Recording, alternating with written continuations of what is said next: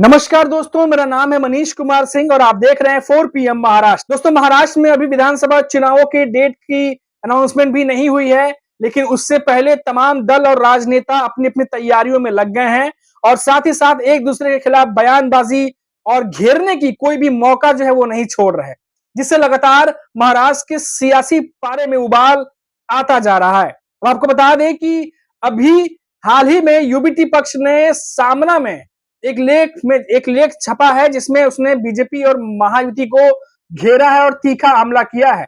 उन्होंने बताया कि कौन कितनी सीटें जीत करके आएगा, जो संख्या बल के आधार पर नेता चुनने की राजनीति है वो बहुत ही ज्यादा खतरनाक है और ऐसा देवेंद्र फडणवीस की महायुति में भी इस बार होने वाला है। सामना में महाविकास अघाड़ी एमवीए के मुख्यमंत्री पद को लेकर भी चर्चा की गई है। इसमें डिप्टी सीएम देवेंद्र फडणवीस के बयान पर प्रतिक्रिया देते हुए कहा गया कि फडणवीस को लगता है कि एमवीए उद्धव ठाकरे को मुख्यमंत्री के रूप में नहीं देखती।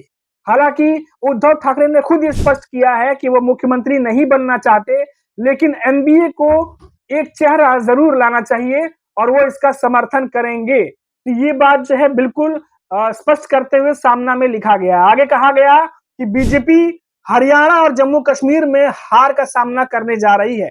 महाराष्ट्र में भी नरेंद्र मोदी और अमित शाह का प्रभाव कम हो रहा है और महाराष्ट्र के लोग मोदी शाह के चेहरे को स्वीकार नहीं कर रहे और देवेंद्र फडणवीस की लोकप्रियता भी यहाँ कमजोर हो रही है।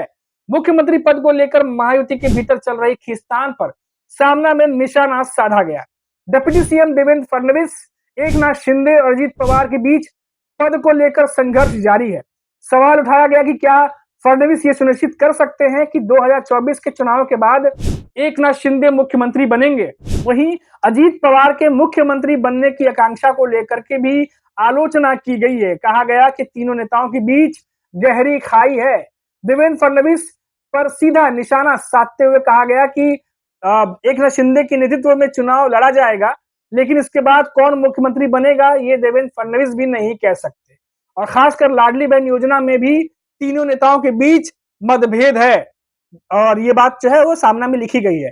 और हमने आपको पहले ही बताया था कि किस तरीके से लाडली बहना योजना को लेकर के पहले ही जो तमाम मायावती के दल है, नेता है, वो एक दूसरे पर आरोप लगाते रहते हैं कि इस मुद्दे को जो है एक तरीके से हाईजैक कर लिया गया है। तो ये सब बातें अब सामना में भी जो है वो लिखी गई है, कही गई है और यूबीटी पक्ष की तरफ से जोरदार हमला जो है वो बोला गया है।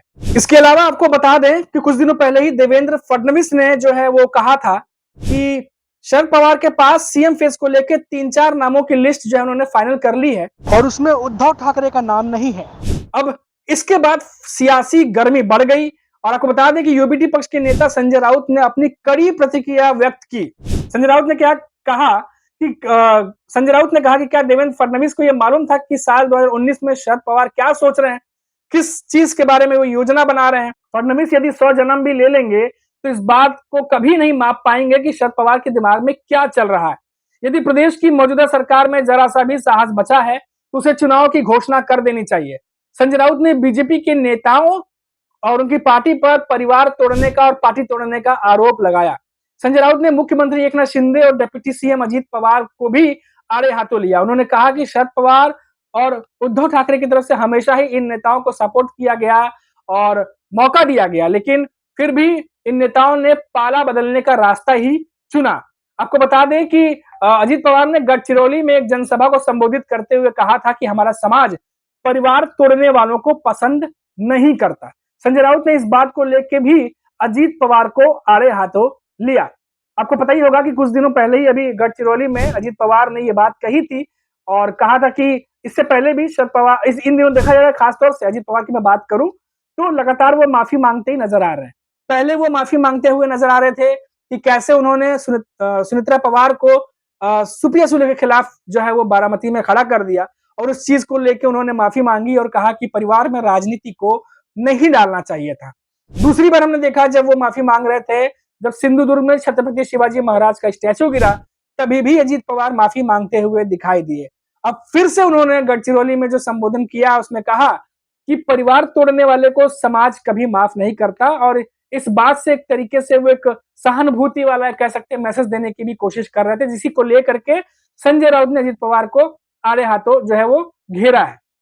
अब देखिए बात करते हैं सीएम फेस के चेहरे को लेकर के क्योंकि सामना में जो लेख छपा है या जिस तरीके से संजय राउत हमला कर रहे हैं महायुति पे, उसको देखते हुए ये साफ जाहिर है कि भले ही एनडीए गठबंधन और एमबीए गठबंधन दोनों की तरफ से ये बात कही जा रही है कि सीएम फेस के चेहरे को लेकर के हम चुनाव के बाद फैसला करेंगे, लेकिन सीएम फेस के चेहरे को लेकर के लड़ाई खत्म नहीं हुई है दोनों ही गठबंधन में।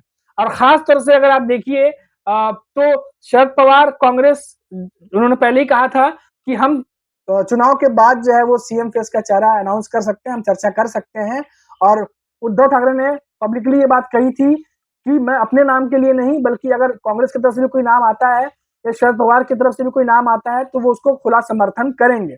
लेकिन यूपीटी पक्ष की तरफ से ये कहा गया था, उद्धव ठाकरे ने भी ये कहा था कि सीएम फेस का चेहरा लेकिन हमें पहले अनाउंस कर देना चाहिए। लेकिन अभी तक जो है इस पर कुछ भी आगे बात नहीं बढ़ी है। लेकिन महायुति की बात करें, एनडीए की बात करें, तो वहां सीएम फेस के चेहरे के अनाउंसमेंट की दूर दूर तक कोई सुगबुगाहट ही नहीं है। और तो और सवाल इस बात को लेकर खड़ा किया जा रहा है कि इस बार के चुनाव तो आप जो सीएम है एकनाथ शिंदे उनके चेहरे पे तो लड़ रहे हैं, लेकिन क्या चुनाव के बाद सीएम वो रहेंगे या नहीं रहेंगे, इस पर बड़ी चर्चा छिड़ी हुई है। और इसको लेकर के कोई भी क्लियर बात नहीं कर रहा, चाहे वो अजीत पवार हो चाहे वो देवेंद्र फडणवीस हो। लेकिन दबी जुबान में ये नेता जरूर बात कर रहे हैं, क्योंकि कुछ दिनों पहले ही आपको याद होगा कि एक मंच से जहां देवेंद्र फडणवीस और एकनाथ शिंदे दोनों मौजूद थे, वहां पर अजीत पवार ने यह बात कही थी कि उनके बाद आए नेता बहुत आगे निकल गए और उन्होंने पहले शुरुआत की थी राजनीति की और वो पीछे रह गए, अब तक तो उन्हें मुख्यमंत्री बन जाना चाहिए था। तो ये बात उन्होंने भले उस समय चुटकी लेते हुए मजाक में कही थी, लेकिन इससे कई मायने उस समय राजनीति हलकों में निकाले गए। अब देखिए कि देवेंद्र फडणवीस और एकनाथ शिंदे ये दोनों अजीत पवार के बाद अपने राजनीतिक करियर की शुरुआत की है इन्होंने, और दोनों ही मुख्यमंत्री बन चुके हैं, लेकिन अभी तक अजीत पवार जो है वो मुख्यमंत्री नहीं बने हैं। और इसी चीज को लेकर के अब ये अंदेशा लगाया जा रहा है कि इस बार सीएम फेस के रेस में अजीत पवार भी अपना नाम दर्ज कराने वाले हैं, इस बार वो पीछे नहीं हटने वाले। लेकिन देवेंद्र फडणवीस से कई बार प्रेस वार्ता में यह सवाल पूछा गया था कि क्या महायुति की तरफ से सीएम फेस कौन होगा, तो बार बार इस पर देवेंद्र फडणवीस जो है वो गोल मटोल और घुमाकर जवाब देते हैं, डायरेक्टली कुछ भी नहीं कहते। और ज्यादातर नेता यही कहते नजर आते हैं कि इस पर फैसला चुनाव के बाद लेंगे और देखेंगे इस पर। तो कुल मिलाकर यही है कि सीएम फेस को लेकर के दोनों ही तरफ से असमंजस की स्थिति बनी हुई है।